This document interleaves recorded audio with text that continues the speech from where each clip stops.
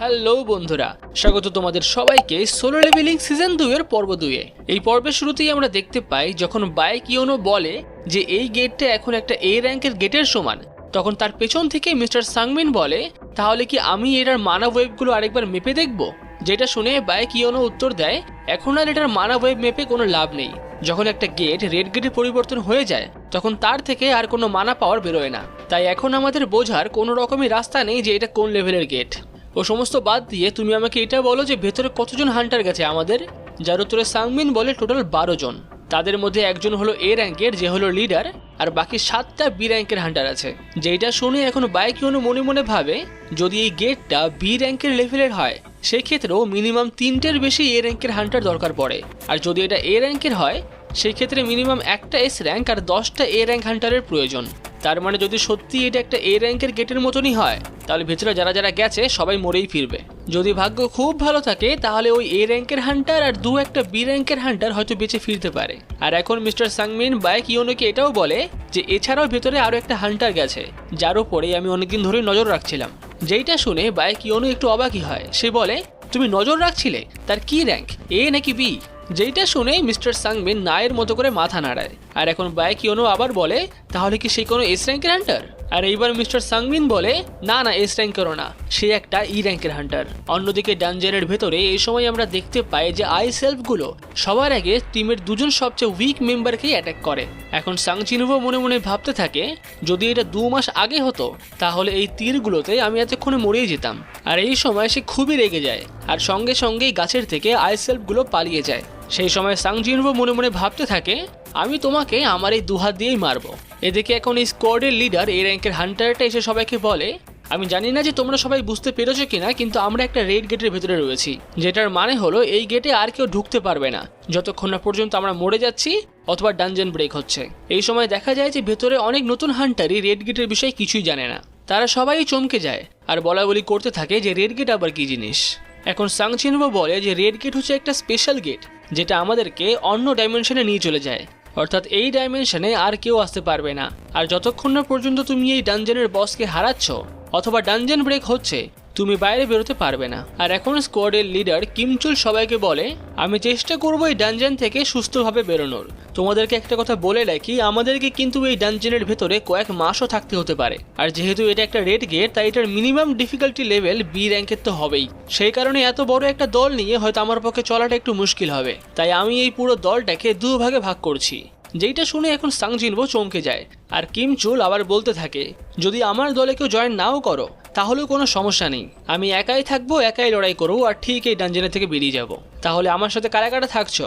এই সময় একে একে অনেক হান্টারই তার সঙ্গে থাকার কথা বলে, কিন্তু এখন কিমচুল সবাইকে তার দলে নেয় না, সে কয়েকজনকে তার দল থেকে বের করে দেয়। সে বলে যাদের র্যাঙ্ক সি বা তার থেকেও কম তাদেরকে আমি আমার দলে রাখতে পারবো না, কেননা এই ডানজেনের ভেতরকার একদিন বাইরের শুধুমাত্র 1 ঘন্টার সমান, তাই আমাদেরকে কয়েক মাসও এখানে থাকতে হতে পারে। তাই এতজনকে দেখে রাখা এবং সবার জন্য খাবার সংগ্রহ করা সম্ভব না।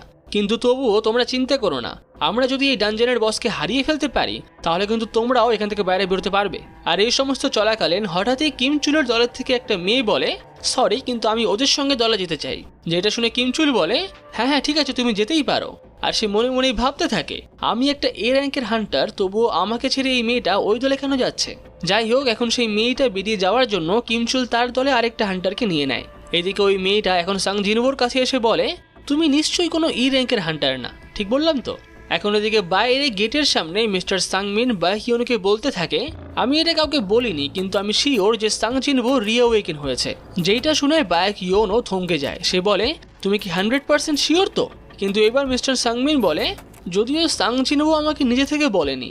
আর এই কথার উত্তরে এখন বায়কিয়োনো বলে তাহলে ওটা নিয়ে অত চাপ নিয়ে লাভ নেই, আমরা এখন শুধুমাত্র কিমচুলের উপরেই ভরসা রাখতে পারি। আর এই সময় সেখানে হোয়াইট টাইগার গিল্ডের 1st ডিভিশনের ম্যানেজারও পৌঁছে যায়। সে বলে আপনি কোনো চাপ নেবেন না স্যার, কিমচুল এখান থেকে নিশ্চয়ই বেরিয়ে আসবে। কিমচুলের ফাইট স্কিল অন্য যে কোনো এ র্যাঙ্কের হান্টারের থেকে অনেক ভালো। আর তারপরে সে মিস্টার সাংমিনকে এটা বলে আমি কি ঠিক শুনলাম যে কোনো ই র্যাঙ্কের হান্টার রিঅ্যাওয়েকেন হয়েছে তুমি বলছিলে? যদি হয়েও থাকে তাও আমার মনে হয় যে কিমচুল তার থেকে অনেক ভালো। তার এই কথাটা মিস্টার সাংমিনের অতটাও ভালো লাগে না। সে মনে মনেই ভাবে দেখা যাবে শেষ পর্যন্ত কে বাইরে আসে। আর এমন সময় এখানে এন্ট্রি হয় হোয়াং ডংসোর।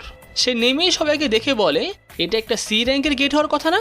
তাহলে এখানে হোয়াইট টাইগার গিল্ডের গিল্ড মাস্টার কি করছে? আর এই সময় হোয়াং ডংসোকে দেখে সেখানকার সবাই চমকে যায়। আর ডংসো এসেই বাই কিওনোকে বলে, বাহ, অনেকদিন পর দেখা হলো।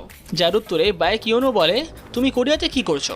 যার উত্তরে ডংসো বলে, আমার একটা ছোট কাজ আছে তাই এসেছি, আমি ভাবিনি যে তোমার সঙ্গে দেখা হয়ে যাবে। কিন্তু এই সময় বাই কিওনো খুবই রেগে যায়। সে বলে, যেই প্রশ্নটা করলাম সেটার উত্তর আগে দাও। তোমার তো এই সময় আমেরিকায় থাকার কথা, তুমি এইখানে কি কাজে এসছো? যেটা শুনে এখন ডংসো তাকে বলে, ও সমস্ত বাদ দাও, তুমি আমাকে এটা বলো, ওই ই র্যাঙ্কের হান্টারটাকে কি তুমি হায়ার করেছো তোমাদের গিল্ডে? যেটা শুনে বাই কিওনো কিছুই বুঝতে পারে না। সে বলে, কোন ই র্যাঙ্কের হান্টার? আর এখন ডংসো বলে, আমি ই র্যাঙ্ক হান্টার সাং জিনবোর কথা বলছি। আর এখন সাং জিনবোর কথা শুনে বাই কিওনো একটু চমকে যায়। সে বলে, হোয়াং ডংসো সাং জিনবোর নাম জানে? এদিকে আবার ডানজনের ভিতরে এখন সাং জিনবো ওই মেয়েটাকে জিজ্ঞাসা করে, তাহলে আমি তোমাকে একটা প্রশ্ন করি, তুমি তো নতুন একটা হান্টার, তাহলে এরকম পরিস্থিতিতেও তুমি এত শান্ত কি করে রয়েছো? যার উত্তরে ওই মেয়েটা বলে, আমি আগে থেকেই জানতাম যে ডানজনের ভেতরে যে কোনো কিছু হতে পারে, তাই আমি অত চাপ নিচ্ছি না। আর এই সময় কিমচুল তার দল নিয়ে একদিকে চলে যায়, আর সাং জিনবো তার দল নিয়ে অন্যদিকে চলে যায়। আর এখন এই মেয়েটা আবার সাং জিনবোকে বলে, এই তুমি তো আমার উত্তর দিলে না, তুমি কোন র্যাঙ্কের? যার এইবারও কোনো উত্তর সাং জিনবো দেয় না। যার পরে মেয়েটা নিজে থেকেই ভাবতে থাকে, এই ছেলেটা নিশ্চয়ই এই র্যাঙ্কের তো হবেই, অথবা হয়তো সে এস র্যাঙ্কেরও হতে পারে। অন্যদিকে কিমচুল এখন দেখতে পায় যে কয়েকটা গাছের মধ্যে ভাল্লুকের থাবার চিহ্ন রয়েছে, যেটা দেখে সে ভাবে ওই ই র্যাঙ্কের ছেলের দলটা এই ভাল্লুকগুলোর হাতেই মারা যাবে। আর এখন হঠাৎই কিমচুলের মাথায় আসে, এক সেকেন্ড, ওইখানে তো অনেকগুলো সি র্যাঙ্কের হান্টার আছে, আবার একটা বি র্যাঙ্কেরও হান্টার আছে, তাহলে আমার কেন মনে হলো যে ওই ছেলেটাই লিডার? যাই হোক, ও লিডার হোক আর যাই হোক, ওরা তো এমনিও মরা পড়বেই, কিন্তু আমাদেরকে বেঁচে থাকার জন্য লড়াই চালিয়ে যেতে হবে। আর এদিকে গেটের বাইরে ডংসো এখন বলতে থাকে, ইস, এত দূর থেকে এসে সে রেল গেটের সামনে পড়ে গেলাম, ওকে আমি আর নিজের হাতে পেলাম না। কিন্তু বাই কিওনোর মাথায় এখনো ঢোকে না যে সবাই সাং জিনবোকে নিয়ে কেন এত কথা বলছে। অন্যদিকে ডানজনের ভিতরে এখন আমরা দেখতে পাই যে কিমচুলের দলের সামনে কয়েকটা ভাল্লুক চলে আসে। সাদা রঙের সেই ভাল্লুকগুলো আকারে অনেকটাই বড়, কিন্তু ওই সমস্ত ভাল্লুকগুলোকে কিমচুল একাই মেরে ফেলে, যেইটা দেখে বাকিরা একটু অবাক তো হয়, কিন্তু আবার তারা এটাও মনে করে যে কিমচুল একটা এ র্যাঙ্কের হান্টার, তার পক্ষে এটা তেমন কোনো বড় ব্যাপার না। এখন কিমচুল বলে, চুপচাপ দাঁড়িয়ে না থেকে এই ভাল্লুকের মাংসগুলো বের করো, আমাদেরকে খাবার জমিয়ে রাখতে হবে। আর তার এই কথা শুনে বাকি হান্টাররা হেসে হেসে বলে, বাহ, যত মাংস পাওয়া যাবে কয়েকদিন তো আরামে হয়ে যাবে। কিন্তু এখন কিমচুল বলে, খুব একটা সহজ কাজও ভেবো না, আমরা যতক্ষণ না পর্যন্ত এই ডানজেনের থেকে বেরোচ্ছি ততক্ষণ পর্যন্ত আমরা নিরাপদ নেই। আমাদের অন্যদিকের টিম হয়তো এতক্ষণে এই সমস্ত ভাল্লুকের খাবার হয়ে গেছে। অন্যদিকে এখন আমরা দেখতে পাই ওই মেয়েটা সাং জিনবোকে বলে, আমাদের আর বেশি ভেতরে গিয়ে লাভ নেই, যেটার কারণ সাং জিনবো জিজ্ঞাসা করলে মেয়েটা বলে, ভাল্লুকের থাবার দাগগুলো থেকে মনে হচ্ছে যে ওইদিকে হয়তো আরো বেশি ভাল্লুক আছে, তাই আমাদেরকে এখানেই বা একটু পেছনে গিয়ে থাকাটাই বেশি ভালো হবে। আর এখন সাং জিনবো এই সমস্ত কথা শুনে বলে, তারা মানে ওই দিকে আরো অনেক ভাল্লুক আছে তাই তো, তাহলে আমাদেরকে ওই দিকেই যেতে হবে। যেইটা শুনে এখন এই মেয়েটা বলে, তোমার কি মাথা খারাপ হয়ে গেছে? তুমি তো দেখি আমাদের সবাইকে মেরে ফেলবে। কিন্তু সাং জিনবো এখন বলে, তুমি ভালো করে ভেবে দেখো, যদি এইখানে অনেক ভাল্লুক থাকে তার মানে ওই সমস্ত আইসেলফগুলো হয়তো এখানে আসে না, তাহলে আমাদেরকে শুধুমাত্র ভাল্লুকের সঙ্গেই লড়াই করতে হবে, যেটা কিনা ওই আইসেলফগুলোর সাথে লড়াই করার থেকে অনেকটাই বেশি সহজ। আর এরপরে সে তার সিস্টেমের ইনভেন্টারি থেকে কয়েকটা সোয়েটার কিনে সবাইকে দেয়, যেটা দেখে এই সময় সবাই চমকে যায়। তারা বলতে থাকে, আমরা তো শুনেছিলাম যে ভালো ভালো হান্টাররা কিছু ছোট ছোট আইটেম স্যামান করতে পারে, কিন্তু তুমি এতগুলো সোয়েটার কি করে স্যামান করছো?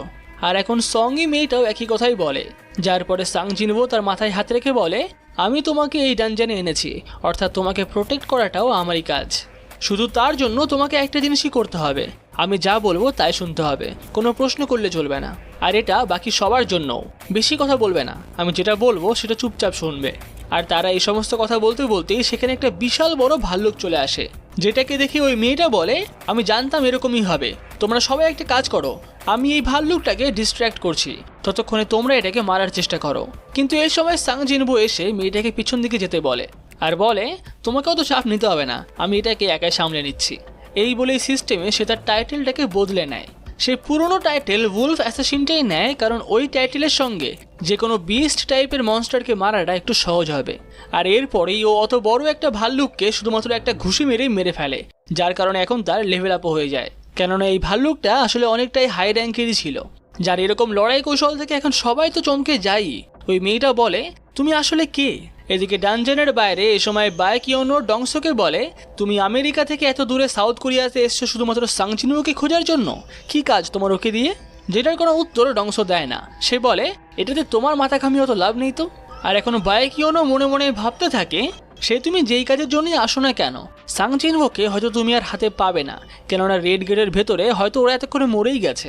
এদিকে ডংসো বলতে থাকে ইস, ওকে আমার হাতে দরকার ছিল, আমি এত দূর থেকে এইখানে আসলাম আর ও রেড গেটে চলে গেল, আমি এখন তো এখানে ঢুকতেও পারবো না, আর কবে এই ডানজেন খুলবে তারও কোনো ঠিক নেই, আমি অতদিন এখানে বসে থাকতেও পারবো না। আর এই পরিস্থিতিতে মিস্টার ও জিনচুল ভাবতে থাকে সাংজিনভো তুমি হয়তো খুবই ভাগ্যবান যে তুমি ডংসোর সামনে পড়নি। অন্যদিকে ডানজেনের ভিতরে আমরা দেখতে পাই যে সাংজিনভোর পুরো দল এই সময় ভাল্লুকের মাংস পুড়িয়ে খাচ্ছিল।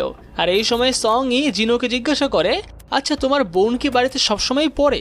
ও তো রেজাল্ট খুবই ভালো করে, আর ও তো আমাকে বলছিল যে ও নাকি দেয়ালের মধ্যে বইয়ের পৃষ্ঠা লাগিয়ে রেখেছে। কিন্তু সাংজিনভো বলে না না, ও একদমই ওরকম না, ও শুধু বাড়িতে খায় আর ঘুমায়।